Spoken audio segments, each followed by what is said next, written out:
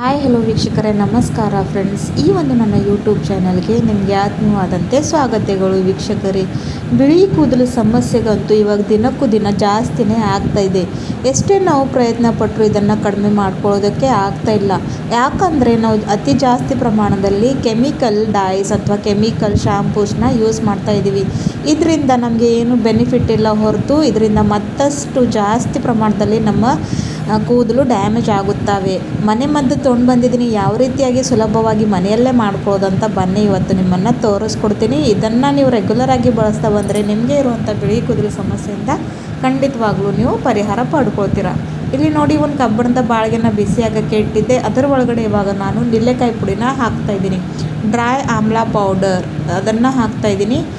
ವೀಕ್ಷಕರೇ, ನಿಲ್ಲೆಕಾಯಿ ಪುಡಿಯಲ್ಲಿ ವೈಟಮಿನ್ ಜಾಸ್ತಿ ಪ್ರಮಾಣದಲ್ಲಿ ಇರುತ್ತೆ ಹಾಗೂ ಕೂದಲನ್ನ ಕರಿಕಪ್ಪು ಬಣ್ಣಕ್ಕೆ ತಿರುಗಿಸೋ ಸಲುವಾಗಿ ಇದು ಒಂದು ಬೆಸ್ಟ್ ಆದಂಥ ಹರ್ಬ್ ಇದೆ. ಹಾಗಾಗಿ ನೋಡಿ, ಇಲ್ಲಿ ನಾನು 1 ಸ್ಪೂನಷ್ಟು ಏನಂದರೆ ನಿಲ್ಲೆಕಾಯಿ ಪುಡಿನ ಹಾಕ್ಕೊಂಡಿದ್ದೀನಿ. ನೆಕ್ಸ್ಟ್ ವೀಕ್ಷಕರೇ, ಇಲ್ಲಿ ನಾನು ಹಾಕ್ತಾ ಇರೋ ಅಂಥದ್ದು ಏನಂದರೆ ಅದು ಶಿಕಾಕಾಯಿ ಪೌಡರ್. ವೀಕ್ಷಕರೇ, ಶಿಕಾಕಾಯಿ ನೋಡಿದ್ರೆ ಹಳೆ ಕಾಲದಲ್ಲಿ ಜಾಸ್ತಿ ಪ್ರಮಾಣದಲ್ಲಿ ಇದನ್ನು ನಾವು ಯೂಸ್ ಮಾಡ್ತಾ ಇದ್ದೀವಿ. ಹಾಗಾಗಿ ಇಲ್ಲಿ ಕೂಡ ನಾನು ಶಿಕಾಕಾಯಿನ ಹಾಕ್ಕೊಂಡಿದ್ದೀನಿ. ಆಮೇಲೆ ನಾನಿಲ್ಲಿ ಹಿಬಿಸ್ಕಸ್ ಅಂದರೆ ದಾಸವಾಳ ಹೂವಿನ ಪುಡಿ ಅದು ಸಹ ಹಾಕ್ಕೊಂಡಿದ್ದೀನಿ. ನೆಕ್ಸ್ಟ್ ನಾನು 1 ಟೇಬಲ್ ಸ್ಪೂನಷ್ಟು ಪ್ಯೂರ್ ಹೆನ್ನಾ ಲೀವ್ಸ್ ಪೌಡರ್ನ ಹಾಕ್ಕೊಂಡಿದ್ದೀನಿ. ನೋಡಿ, ಇಲ್ಲಿ ಹಾಕ್ಕೊಂಡಿರೋಂಥ ಪ್ರತಿಯೊಂದು ವಸ್ತು ನಾನು ಆರ್ಗ್ಯಾನಿಕೇ ಇದೆ. ಇದು ನಿಮಗೆ ಯಾವುದೇ ಒಂದು ಆಯುರ್ವೇದಿಕ್ ಶಾಪ್ನಲ್ಲಿ ಅಥವಾ ಆನ್ಲೈನ್ ಈಸಿಯಾಗಿ ಇದನ್ನು ನೀವು ಪಡ್ಕೊಳ್ಬೋದು. ತುಂಬಾ ಬೆನಿಫಿಟ್ ಕೊಡುವಂಥ ಈ ಒಂದು ರೆಮಿಡಿ ಇದೆ. ನೋಡಿ, ಮೆಹಂದಿ ಬರೀ ಕೂದಲಿಗೆ ಹಚ್ಕೊಳ್ಳೋದು ಇಲ್ಲದೆ ಕೂದಲನ್ನ ಸಾಫ್ಟ್ ಮಾಡೋದಕ್ಕೆ ಕೂಡ ಹೆಲ್ಪ್ ಮಾಡುತ್ತೆ. ಆಮೇಲೆ ಹಿಬಿಸ್ಕಸ್ ಅಂತೂ ನ್ಯಾಚುರಲ್ ಕಂಡೀಷ್ನರ್ ಆಗಿ ಕೆಲಸ ಮಾಡುತ್ತೆ. ಸೊ ಇದರಿಂದ ನಿಮ್ಮ ಕೂದಲು ತುಂಬಾ ಸಾಫ್ಟ್, ಸ್ಮೂತ್ ಮತ್ತು ಸ್ಪ್ಲಿಟಲ್ಸ್ ಆಗ್ತಕ್ಕೆ ಇರುತ್ತವೆ. ಹಾಗಾಗಿ ನೋಡಿ, ಪೂರ್ತಿಯಾಗಿ ಎಲ್ಲವನ್ನು ಚೆನ್ನಾಗಿ ಮಿಕ್ಸ್ ಮಾಡಿಕೊಂಡು ಪೂರ್ತಿ ಇದು ಕಪ್ಪು ಬಣ್ಣಕ್ಕೆ ತಿರುಗೋವರೆಗೂ ರೋಸ್ಟ್ ಮಾಡ್ಕೊತ ಹೋಗಬೇಕು. ಗ್ಯಾಸಿನ ಫ್ಲೇಮ್ನ ಮೀಡಿಯಮ್ ಟು ಲೋನೇ ಇಡಬೇಕು, ಅಂದರೆ ಅದು ಚೆನ್ನಾಗಿ ರೆಡಿ ಆಗುತ್ತೆ. ಇದನ್ನು ಒಂದು ಸಲ ನೀವು ಈ ರೀತಿ ರೋಸ್ಟ್ ಮಾಡ್ಕೊಂಡು ಇಟ್ಕೊಂಡ್ರೆ ಸಾಕು. ಮತ್ತೆ ಯಾವಾಗ ನಿಮಗೆ ಬೇಕು ಅವಾಗ ನೀವು ಜಾಸ್ತಿ ಪ್ರಮಾಣದಲ್ಲಿ ಹಾಗೂ ಸುಲಭವಾಗಿ ಯೂಸ್ ಮಾಡ್ಕೊಳ್ಬಹುದು. ವೀಕ್ಷಕರೇ, ಇಲ್ಲಿ ನೋಡಿ, ಸ್ವಲ್ಪ ಮಟ್ಟಿಗೆ ಯಾವಾಗ ಕಲರ್ ಚೇಂಜ್ ಆಗ್ತಾ ಇದೆ. ಈ ರೀತಿಯಾಗಿ ಸ್ಪೂನ್ ಅಲ್ಲಾಡಿಸ್ತಾನೆ ಇರಬೇಕು, ಇಲ್ಲಾಂದರೆ ಅದು ಸೀದ್ ಹೋಗುತ್ತೆ. ನೋಡಿ ವೀಕ್ಷಕರೇ, ಕೆಮಿಕಲ್ ಡೈಸ್ ಹಚ್ಕೊಳ್ಳೋದ್ರಿಂದ ಅದರ ರಿಸಲ್ಟ್ ಅಂತೂ ಇನ್ಸ್ಟೆಂಟ್ ಸಿಗುತ್ತೆ, ಆದರೆ ಅದು ತುಂಬಾ ನಮ್ಮ ಕೂದಲಿಗೆ ದುಷ್ಪರಿಣಾಮವನ್ನು ಕೊಡುತ್ತೆ. ಭಾಳಷ್ಟು ಜನರಿಗೆ ಪಿಗ್ಮೆಂಟೇಷನ್ ಪ್ರಾಬ್ಲಮ್ ಕೂಡ ಆಗ್ತಾಯಿದೆ. ಯಾಕಂದರೆ ಕೆಮಿಕಲ್ ಡೈಸ್ ಬಳಸೋದ್ರಿಂದ ಸ್ಕಿನ್ ಮೇಲೆ ಕೂಡ ಎಫೆಕ್ಟ್ ಬೀಳುತ್ತೆ ಮತ್ತು ನಮ್ಮ ಸ್ಕ್ಯಾಲ್ಪ್ ಅಂತೂ ತುಂಬಾ ಡ್ಯಾಮೇಜ್ ಆಗುತ್ತೆ. ಹಾಗಾಗಿ ಆದಷ್ಟು ಮದ್ದನ್ನು ಹಚ್ಕೊಳ್ಬೇಕು.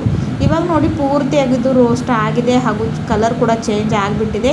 ಇವಾಗ ಇದ್ರ ಒಳಗಡೆ ನಾನು ಒಂದು ಅರ್ಧ ಗ್ಲಾಸಷ್ಟು ಕುಡಿಯೋ ನೀರನ್ನು ಅಂದರೆ ಫಿಲ್ಟರ್ ವಾಟರ್ನ ಹಾಕಿದ್ದೀನಿ. ಅಂದರೆ ಇವಾಗ ನಾವು ಡೈ ಪ್ರಿಪರೇಷನ್ ಮಾಡ್ಕೋತೀವಿ. ಸೊ ನೋಡಿ, ಚೆನ್ನಾಗಿ ಎಷ್ಟು ಮಟ್ಟಿಗೆ ಕಪ್ಪಿರೋಂಥ ರೆಮಿಡಿಲ್ ರೆಡಿ ಆಗ್ತಾಯಿದೆ ಅಂತ ಇನ್ನಷ್ಟು ನೀರನ್ನು ನಾನಿಲ್ಲಿ ಸೇರಿಸ್ಕೊತಾ ಇದ್ದೀನಿ. ಇಲ್ಲಿ ನೀವು ಕ್ವಾಂಟಿಟಿ ವೀಕ್ಷಕರೇ ನಿಮ್ಮ ಪ್ರಕಾರ ಕಡಿಮೆ ಜಾಸ್ತಿ ನೋಡಿಕೊಂಡು ಮಾಡ್ಕೊಳ್ಬಹುದು. ಇಲ್ಲಿ ನೋಡಿ, ಇವಾಗಿದು ಚೆನ್ನಾಗಿ ಬಾಯ್ಲ್ ಆಗ್ತಾಯಿದೆ.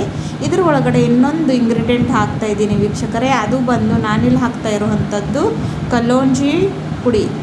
ಕರಿ ಕಪ್ಪು ಬಣ್ಣ ಬರಬೇಕು, ಕೂದಲು ತುಂಬಾ ಒಳ್ಳೆಯ ರೀತಿಯಲ್ಲಿ ಇರಬೇಕಂದ್ರೆ ನಾವು ಕಲೋಂಜಿನ ಬಳಸಲೇಬೇಕು. ನಾನು ಭಾಳಷ್ಟು ವೀಡಿಯೋನಲ್ಲಿ ಕಲೋಂಜಿ ಬಗ್ಗೆ ಹೇಳಿದ್ದೀನಿ.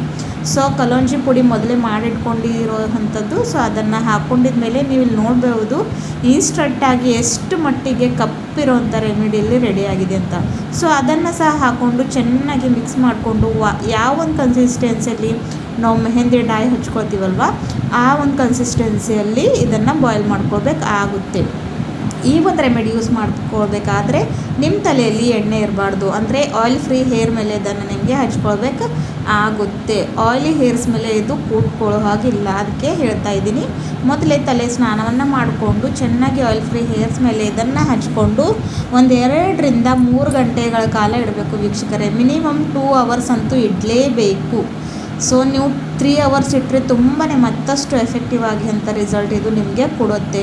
ಸೊ 2-3 ಗಂಟೆ ಹಚ್ಕೊಂಡು ಇಟ್ಕೊಂಡು ಆಮೇಲೆ ಬರೀ ನಾರ್ಮಲ್ ವಾಟ್ರಿಂದ ತಲೆ ಸ್ನಾನವನ್ನು ಮಾಡ್ಕೊಳ್ಳಿ. 15 ದಿವ್ಸಕ್ಕೆ ಒಂದು ಸಲ ಈ ಥರ ನೀವು ಮಾಡ್ತಾ ಬಂದರೆ ಸ್ವಲ್ಪ ದಿನಗಳ ನಂತರನೇ ನಿಮಗೆ ಇರುವಂಥ ನಿಮ್ಮ ಬಿಳಿ ಕೂದಲು ಸಮಸ್ಯೆ ಹಾಗೂ ಕೂದಲು ಏನು ಡ್ಯಾಮೇಜ್ ಆಗಿರುತ್ತಲ್ವ ಅದು ಸಹ ಇಲ್ಲಿ ಸರಿ ಹೋಗುತ್ತೆ. ಇವಾಗ ನೋಡಿ ಇದು ಚೆನ್ನಾಗಿ ಬಾಯ್ಲ್ ಆಗ್ತಾಯಿದೆ. ಈ ಒಂದು ಸ್ಟೇಜ್ನಲ್ಲಿ ಇವಾಗ ನಾನೇನು ಮಾಡ್ತೀನಿ ವೀಕ್ಷಕರೇ ಅಂದರೆ ನೋಡಿ ಇದು ರೆಡಿ ಆಗಿಬಿಟ್ಟಿದೆ. ನೀವು ನೋಡ್ದಂಗೆ ಗಟ್ಟಿ ಆಗಿದೆ. ಸೊ ಜಸ್ಟ್ ಇದನ್ನು ಚೆನ್ನಾಗಿ ಮಿಕ್ಸ್ ಮಾಡ್ಕೊಳ್ಬೇಕು. ಹಾಗೂ ಈ ಒಂದು ಸ್ಟೇಜ್ನಲ್ಲಿ ಇವಾಗ ನಾನು ಏನು ಮಾಡ್ತೀನಿ ಅಂದರೆ ಮಿಕ್ಸ್ ಮಾಡಿಕೊಂಡು ಗ್ಯಾಸಿನ ಫ್ಲೇಮ್ನ ಆಫ್ ಮಾಡ್ಕೋತೀನಿ. ಸೊ ಆಫ್ ಮಾಡ್ಕೊಂಡಿದ್ದಾದಮೇಲೆ ಯಾವ ರೀತಿಯಾಗಿ ಅಂತ ನಿಮಗೆ ತೋರಿಸ್ತೀನಿ ನೋಡಿ. ಚೆನ್ನಾಗಿ ಈ ರೀತಿಯಾಗಿ ಮಿಕ್ಸ್ ಮಾಡ್ಕೊಳ್ಬೇಕು. ಸೊ ಒಂದು ಅರ್ಧ ಗಂಟೆ ಇದನ್ನು ನಾನು ರೆಸ್ಟ್ ಆಗೋಕ್ಕೆ ಬಿಡ್ತೀನಿ, ಅಂದರೆ ಇದು ತಣ್ಣಗಾಗುತ್ತೆ. ಸೊ ಆಮೇಲೆ ನಿಮಗೆ ತೋರಿಸ್ತೀನಿ. ಇಲ್ಲಿ ನೋಡಿ ಎಷ್ಟು ಕಪ್ಪಿರುವಂಥ ಬಣ್ಣ ರೆಡಿ ಆಗಿರೋದು ಅಂತ.